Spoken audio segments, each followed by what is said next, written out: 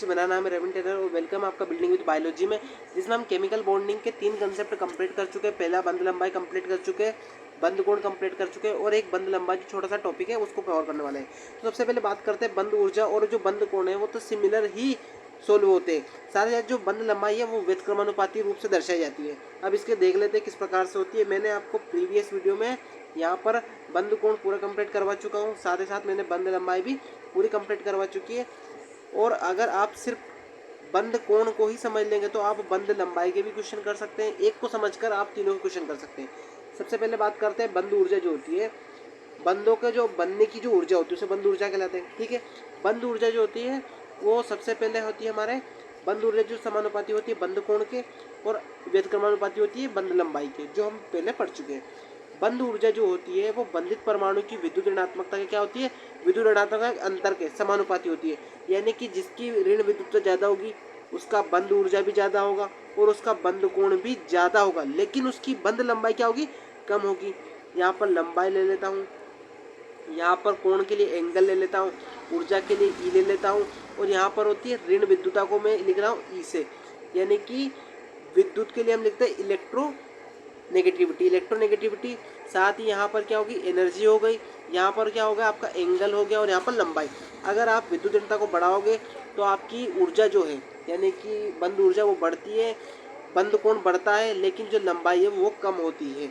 लेकिन यहाँ पर ये समानुपाती है, यानी कि जिसकी ऋण विद्युत्ता सबसे ज़्यादा होगी वो सबसे ज़्यादा बंद ऊर्जा होगी। यहाँ पर सबसे ज़्यादा जो ऋण विद्युत तत्व कौन है, हमारा फ्लोरीन है, फिर क्लोरीन है, फिर ब्रोमीन है और फिर हाइड्रोजन है। क्योंकि हाइड्रोजन सब में सिमिलर है, हाइड्रोजन का तो कोई फर्क पड़ने वाला नहीं है। तो हमारा जो सीक्वेंस हो जाएगा वो यहाँ पर ये हो जाएगा HF HCl और दूसरा हो जाएगा हमारा HBr और HI।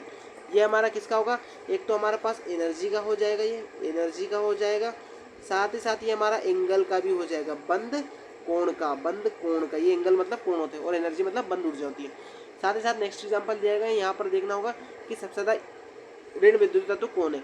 तो हाइड्रोजन सब में सेम है, हाइड्रोजन हाइड्रोजन हाइड्रोजन का कोई फर्क पड़ने वाला नहीं है। बचा है ऑक्सीजन, सल्फर, सेलेनियम। तो ये ऑक्सीजन वाला तत्व जो होता है मैं थोड़ा सा यहाँ पर बता देता हूँ आपको। सबसे पहले हम लिखते हैं ओल्ड स्टाइल से टी ओ।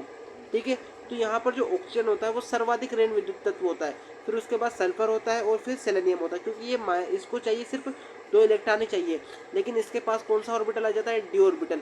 तो ये इलेक्ट्रॉनों को अपनी ओर अटैचमेंट में लगा रहता है और इसको सिर्फ 2 ही इलेक्ट्रॉन चाहिए, तो इसको ज़्यादा तकलीफ नहीं होती है। तो सबसे ज़्यादा ऋण विद्युत तत्व कौन है, ऑक्सीजन है। तो यहाँ पर सबसे पहले जो सीक्वेंस आता है वो हमारा कौन सा आता है, H2O वाला आएगा। ठीक है, उसके बाद आपका सल्फर वाला आएगा और सेलेनियम में फिर और कम आ जाते हैं। ठीक है, सेलेनियम में और कम आ जाते हैं। तीसरा हमारा दूसरा हम पढ़ते हैं कि बंद ऊर्जा जो होते हैं वो संकरित कक्षक को एस गुण पर निर्भर करती है।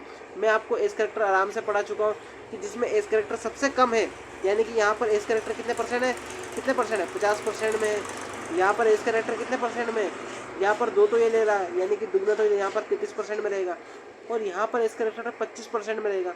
ये प्रीवियस वीडियो में मैं पूरा कंप्लीट करा चुका हूँ, अगर आप देखे नहीं तो बिल्कुल डिस्क्रिप्शन में जाकर देख लीजिए।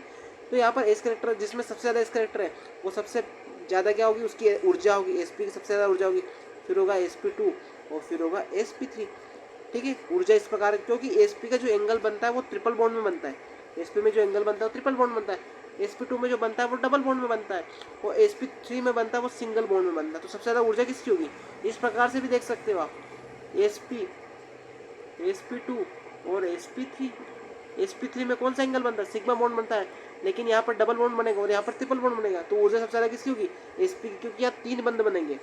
दूसरा होता है बंद ऊर्जा जो होती है, बंधुत परमाणु की त्रिज्या के व्यतक्रमानुपाती होती है। त्रिज्या के ध्यान रखना है, ट्रिपल बॉन्ड यहाँ पर ये दर्शा, यहाँ पर मैं त्रिज्या ले रहा हूँ, यहाँ पर मैंने क्या ले रखा है, त्रिज्या ले रखा है कि इसकी कितनी त्रिज्या होती है। यहाँ पर ऐसा मत सोचिए कि यहाँ पर त्रिज्या नहीं दे रहा, यहाँ पर त्रिज्या दे रखा है।